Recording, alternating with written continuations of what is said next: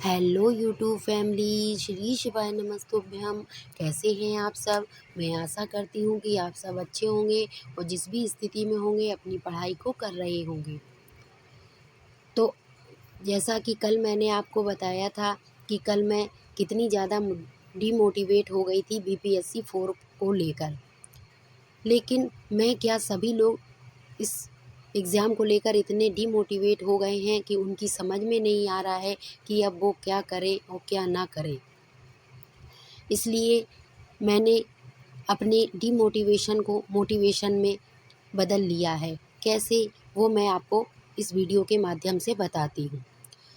आज मेरी study night में हो रही थी, क्योंकि नाइट में मैं बहुत जल्दी आज फ्री हो गई थी 9 बजे के समथिंग। तो मैंने सोचा चलो मैं अब पढ़ाई कर लेती हूँ, क्योंकि अभी 9 बजे थे और मिनिमम 11 यानी 2 ढाई घंटे तक मुझे पढ़ना था। तो मैं अपनी स्टडी करने के लिए आ गई थी। मैंने अपनी डीमोटिवेशन को मोटिवेशन में कैसे बदला, वो मैं आपको बताती हूँ। कल जब मैंने आपको बताया था कि मैंने बीपीएससी 4 में कोर्स भी लिया हुआ है और उसी की स्टडी पर फोकस कर रही थी। अब वो नहीं आ रहा है और कब आएगा, कितनी सीटों पर आएगा, इसकी किसी को जानकारी भी नहीं है। तो उसी के चलते अभी बीच में यूपी में जीआईसी की वैकेंसी आई थी और मैं यूपी से ही हूँ। तो पहले तो मैंने सोचा कि मैं इस एग्ज़ाम के लिए फ़ॉर्म भरूँ या ना भरूँ, क्योंकि मैं एक हाउसवाइफ़ हूँ और हाउसवाइफ़ के लिए इस एग्ज़ाम को कवर करना बहुत ही टफ़ है। टफ़ कहने का मतलब ये है कि ये एग्ज़ाम काफ़ी हाई है और इसके लिए आपको मिनिमम 6-7 घंटे की तो पढ़ाई करनी ही पड़ेगी। आप सोचो 1-2 घंटे की पढ़ाई करने से ये एग्ज़ाम क्लियर हो जाए, तो ऐसा नहीं हो सकता। इसलिए मैं इस फॉर्म को भरने के लिए थोड़ा हिचकिचा रही थी। लेकिन बाद में मैंने सोचा कि मेरे पास जब इस फॉर्म को भरने के लिए डिग्री है, तो क्यों ना मैं भर दूँ। क्योंकि अगर मैं नहीं भरती तो मुझे हमेशा मन में ये रिग्रेट फ़ील होता कि मेरे पास ये डिग्री थी और मैंने फॉर्म भी नहीं भर पाया। इसलिए मैंने फॉर्म भर दिया। कहते हैं कि भगवान जो करता है वो अच्छे के लिए ही करता है। अब हमने जैसा ही सुना कि बीपीएससी 4.0 का कोई भी अभी नोटिफिकेशन नहीं है, कोई भी अता पता नहीं है क्या होगा, कब होगा।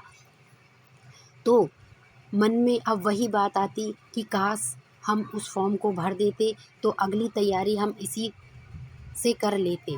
तो इसी वजह से मैंने इस फॉर्म को भर दिया और अब मेरी पूरी स्टडी, मेरी पूरा टारगेट केवल जीआईसी है। मैं अब जीआईसी पर ही अपना पूरा फ़ोकस करूँगी और इसकी प्रिपरेशन कैसे करनी है, कितना करनी है, कैसे ये एग्ज़ाम होगा, ये सब मैं डिसाइड कर लूँगी। क्योंकि जब हम सोचते हैं कि हम एक ही एग्ज़ाम के भरोसे रहें और हमारे उस एग्ज़ाम में इतनी सारी अड़चनें आ जाएं, तो हमें अंदर से बहुत बुरा भी लगता है और हम ये सोचते हैं कि अब हम क्या करेंगे और हम किसी के एग्ज़ाम के काबिल हैं या नहीं हैं। तो मैं बस यहाँ पर अपनी नाइट में स्टडी करने के लिए आ गई थी। अभी मेरे ये समझ में नहीं आ रहा है कि अब मेरा पूरा फ़ोकस तो इसी पर है, तो अब मैं इसकी तैयारी कैसे शुरू करूँ?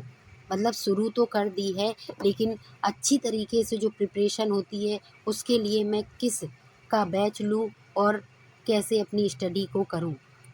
अगर आप में से किसी को भी सोशियोलॉजी से कोई भी बैच अच्छा लगे तो प्लीज़ मुझे सजेस्ट ज़रूर करिएगा, क्योंकि मुझे तैयारी भी करनी है और तैयारी आप अपनी सेल्फ स्टडी से कर तो सकते हो, लेकिन एक गाइडेंस अगर मिल जाए तो आपकी स्टडी को एक नई दिशा मिल जाती है। इसलिए मैं सोच रही हूँ कि किसी न किसी सर का जो अच्छे से अच्छा पढ़ाते हों और नोट्स भी मिले, पीडीएफ भी मिले, तो उससे मैं अपनी स्टडी कर सकूँ। फ़िलहाल मैं तो अभी यूट्यूब से एक सर हैं जो हमने आपको पहले भी बताया है, मैंने उनको देखा है और उन्हीं को अभी फ़ॉलो कर रही हूँ। इनका नाम है डॉक्टर मेनपाल सहारण सर। इनके सर के चैनल पर बहुत अच्छे से ये पढ़ाते हैं और इनके नोट्स भी बनवाते हैं। तो मैं अभी उन्हीं के नोट्स बना रही हूँ। अभी थोड़े-थोड़े टॉपिक ही क्लियर हो पाए हैं, 1-2 करके, लेकिन अब हमें इनके टॉपिक भी एक-एक करके पूरे क्लियर करने हैं। टॉपिक क्लियर होने के बाद फिर उसके ऑब्जेक्टिव भी लगाएंगे, क्योंकि ये सर ऐसे ही पढ़ाते हैं। पहले आपका एक मान लीजिए कोई टॉपिक है जैसे समाजशास्त्र, तो समाजशास्त्र टॉपिक पढ़ाएंगे, फिर उसका अर्थ परिभाषा सब क्लियर करने के बाद फिर उससे जितने भी इम्पोर्टेंट ऑब्जेक्टिव प्रश्न बनते हैं वो सब कराएंगे।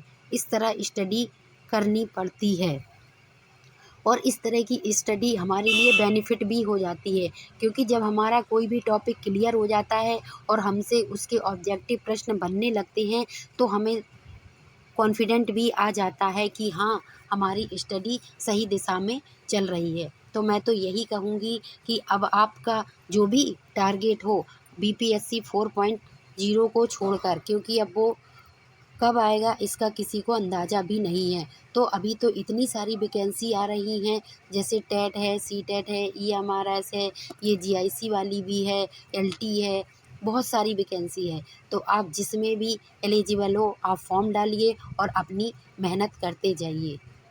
इस प्रकार मेरी 2 सवा 2 घंटे की पढ़ाई हो चुकी थी और 11 सवा 11 का टाइम भी हो गया था। तो यहाँ पर मेरी 2 सवा 2 घंटे की पढ़ाई हो चुकी थी और 11:30 सवा 11 के समथिंग का टाइम हो गया था। जो भी हो, मैंने आपको दिखाया है। अब मुझे बहुत तेज़ नींद आ रही थी, अब मैं जा रही थी सोने। इतनी स्टडी करने के बाद मुझे थोड़ा अच्छा फील हुआ कि चलो कोई बात नहीं, कल जो डिमोटिवेशन था आज मेरा वो मोटिवेशन में बदल गया, क्योंकि हर दिन एक सा नहीं होता। आज कुछ और कल कुछ और। कल अगर डिमोटिवेशन है तो भगवान आपको आज किसी न किसी तरीके से मोटिवेट अवश्य कर देगा। जो मैं हो गई हूँ, अब मेरी पूरी प्रिपरेशन जीआईसी पर रहेगी। मेरा एक ही टारगेट है अब जीआईसी का।